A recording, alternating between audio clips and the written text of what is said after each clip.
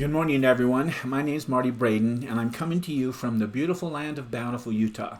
This video is the next video in my series of short videos that I'm doing to review the introduction section of my book, An Atheist Delusion. This is part 10 of the video series.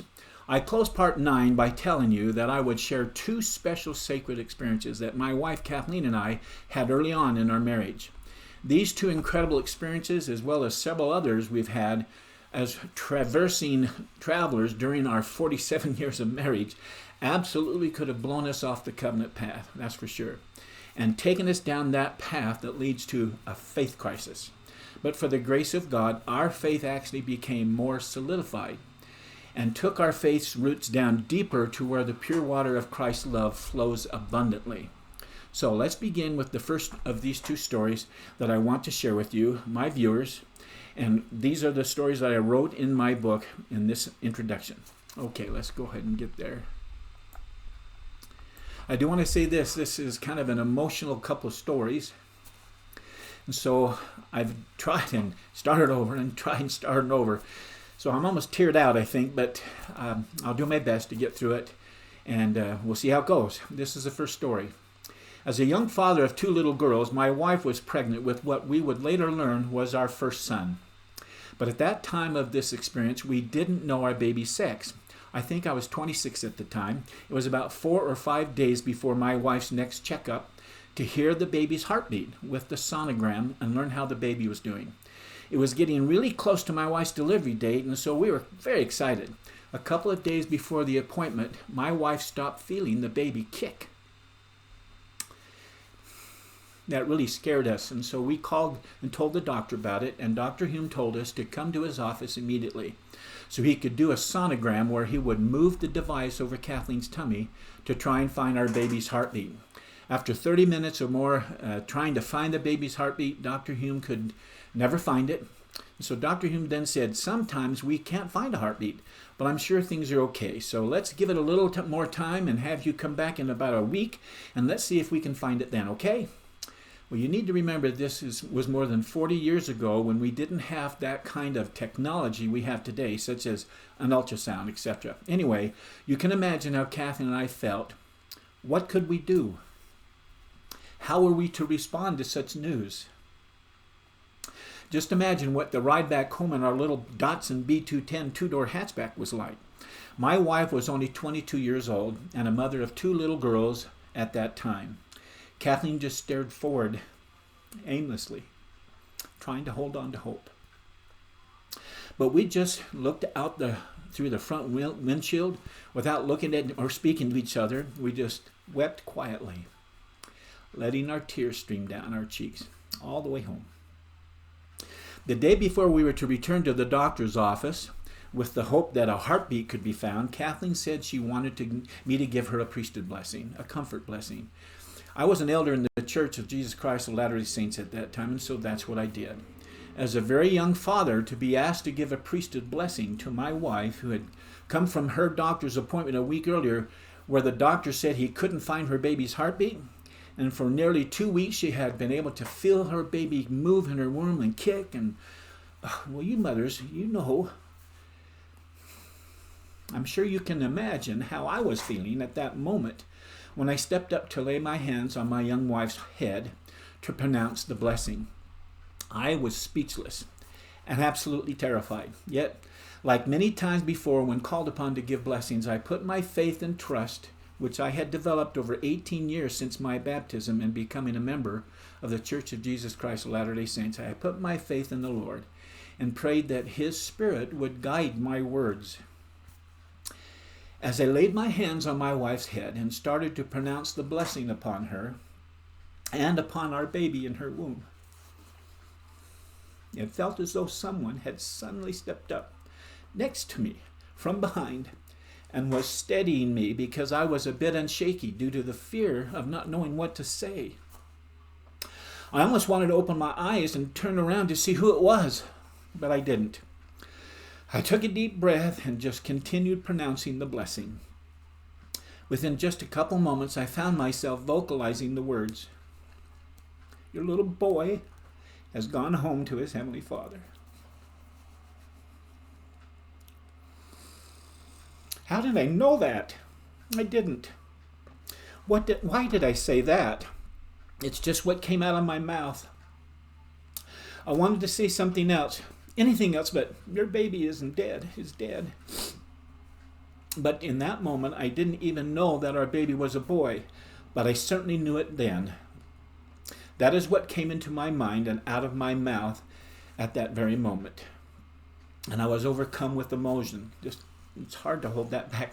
Anyhow, right then, I felt an incredible feeling of love wash over me, and a spirit of peace and calm settled upon my heart. It's the kind of peace like I'd never felt before in my entire life. I since learned that it is that peace that surpasses all understanding. There was no question in my mind after giving Kathleen that blessing that our baby was a boy, and I knew that our baby was no longer alive in my wife's womb. His spirit had gone home to that God who had given him his heartbeat and life, as he certainly had been alive in my wife's womb with all that kicking for, oh my goodness, Kathleen had felt him kicking within her for more than 4 months. And then, out of the blue, his kicking suddenly stopped. You mothers now, and those that are pregnant and others who have had children, you know when your tummy's got that little baby in your womb and he's putting his elbow and he's stretching and he's kicking and wanting to say hi, whatever. You know that is a joyous feeling. Come, feel it. Well, it had stopped. It was now more than 8 months. Kathleen was now more than 8 months along. When we went back to see Dr. Hume the next day, Kathleen had been carrying her dead baby in her womb for more than 2 weeks. We didn't need to wait for its delivery to know what the sex of our baby boy was. We knew our son had come to get his body and had gone ahead into eternity. Yet, as I said, my heart wanted my words to give my sweetheart hope, even if it was just a little hope that would get us to the next day when we would visit the doctor, so he could say that things were going to be okay. It's okay. But that was not to be. I continued the blessing, telling Kathleen that she would have many more children, and that she would have the opportunity to raise this little boy during the millennium after all of us were resurrected. After having 2 daughters before this stillborn pregnancy, and now after Marty Jr.'s stillbirth, that's who we named and what we named our boy, we had 5 more children, for a total of 8 children. After going back to the doctor's office, Dr. Hume confirmed our baby was in fact dead. Upon arriving home and on through the fateful day, I felt impressed to write a song. So later that night, in just 15 minutes' time, I wrote down the lyrics to a song which I titled My Angel Child. Okay. I then worked well into the night trying to put the appropriate music to those simple lyrics. As I was trying to write down the lyrics that I felt best expressed what I was feeling, a flow of the most incredible words came into my young mind. It was like I was reading them from off some heavenly piece of sheet music, and soon the phrase, "You were crowned without the conflict and became my angel child." That's what came into my mind. As I wrote down those words onto my paper, I just wept. What 26-year-old, average 26-year-old young man has such beautiful words come into their mind? Certainly not me, at least not before that very moment. I then finished putting simple but beautiful guitar chords to those lyrics. It was as though someone or something was placing all of this into my head. I now know that I was just following what the Spirit of God was telling me to write. When I was done, I finally went to bed and fell asleep instantly. The next morning, when Kathleen woke up, I played the guitar as I sang the words to this song for her. And when she heard me sing the words, "You were crowned without the conflict and became my angel child," she wept, just like I had done. Here are the lyrics. I'm going to go ahead and sing this song that I wrote. Let me get it set up so I can do it. I'm a little emotional, so if I mess this up, I apologize, but I'm doing my best here. Okay, let's see what I can do. Okay.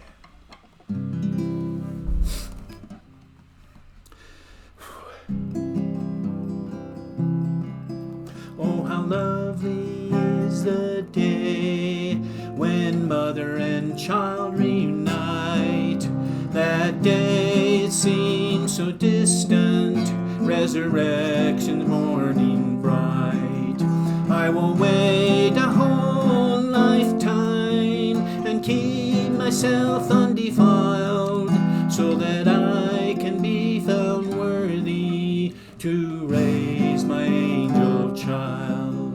Angel child, my angel child, I long to be with you, to hold you in my arms and be a mother to you. All the years they go so slowly, many times I feel like giving in, but to lose you to someone more worthy, oh, the thought turns the will to win. I pray each and every night, dear Lord, help me do what is right, so when my life journey ends, I'll be with you, my angel child. Angel child, my angel child, I long to be with you, to hold you in my arms and be a mother to you. On the day you went away, I did not realize what a blessing I had been given. Our Father in heaven is wise. He gave me a chance to grow, to prove my faith undefiled.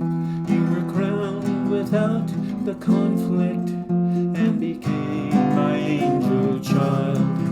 Angel child, my angel child, I long to be with you, to hold you in my arms and be a mother to you.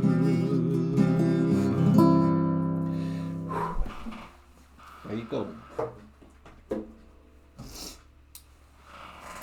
It's right at 12 minutes, so I'm going to go ahead and stop. There's a second story that's even more heart-touching, if you can imagine.